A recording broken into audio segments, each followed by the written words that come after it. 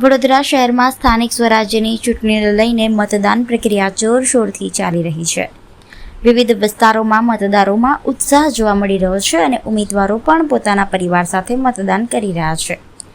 વડોદરાના ગોત્રી વિસ્તારમાં આવેલી CH વિદ્યાલય ખાતેના મતદાન મથક પર વોર્ડ નંબર 9ના ભાજપના યુવા ઉમેદવાર શ્રીરંગ રાજેશ આયરે પોતાના પરિવાર સાથે મતદાન કર્યું હતું.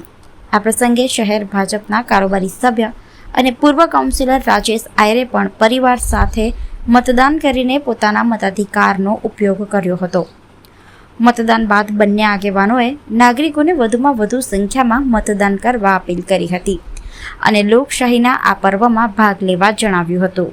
વડોદરા શહેર તેમજ સમગ્ર ગુજરાતની અંદર જ્યારે લોકશાહીનો મહાપર્વ ચાલી રહ્યો હોય અને એવી જ રીતે આજે જ્યારે મતદાનનો દિવસ છે અને અમારા બૂથ નંબર 34 CH વિદ્યાલય ખાતે અમારું જે બૂથ આવેલું છે તેની અંદર અમે આવીને સહપરિવાર અમે સૌએ અહીંયા મતદાન કર્યું છે અને ચોક્કસથી આવનારા સમયની અંદર ભારતના લોકતંત્રને સુધારવા માટે હંમેશા જે નાગરિકો રહેલા છે તેમને મતદાન અવશ્ય કરવું જોઈએ, એ પોતાનો અધિકાર છે. અને આજના દિવસે ફરીથી એક વખત જે પણ લોકો બાકી હોય જલ્દીથી જલ્દી મતદાન કરે, કેમ કે તડકો પણ વધતો જઈ રહ્યો છે, તેનું તાપમાન વધે તે પહેલાં આપણે સૌ મતદાન પૂરું કરી દઈએ અને જલ્દીથી જલ્દી લોકો ફરીથી એકવાર મહામતદાન કરે અને લોકો જોડાય તે બદલ લોકોને આજના દિવસે અપીલ કરું છું. સાથે આજના દિવસે સહપરિવાર સાથે અમે મતદાન પણ કર્યું છે.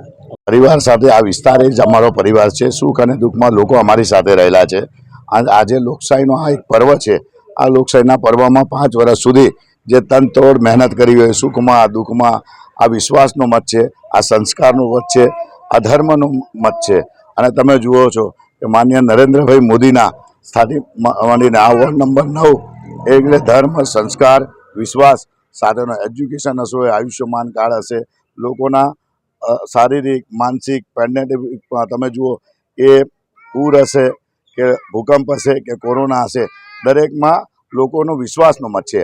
આજનો મત લોકો આપી રહ્યા છે અને આજની નિમિત્તે વડોદરા શહેરવાસીઓને ખાસ કરીને ઇલેક્શન વોર્ડ નંબર 9ના સૌ લોકોને હું જણાવું છું કે તમે જુઓ છો કે વરસાદ અરે તાપ તો છે જ, પણ તાપની સાથે સાથે પણ 5-5 વર્ષ લોકોની સાથે રહ્યા હોય એટલે લોકો પોતે ઉત્સાહથી ઘરેથી નીકળે છે અને આ વિશ્વાસને મત આપી રહ્યા છે અને ભરોસાને મત આપી રહ્યા છે, ધર્મ અને સંસ્કારને મત આપી રહ્યા છે. તો સૌ લોકોને આજના દિવસે ખૂબ ખૂબ વંદન અને બને તેટલા લોકો ઘરેથી નીકળી અને આજના દિવસે વોટ કરે, કારણ કે આ લોકશાહીનો પર્વ છે.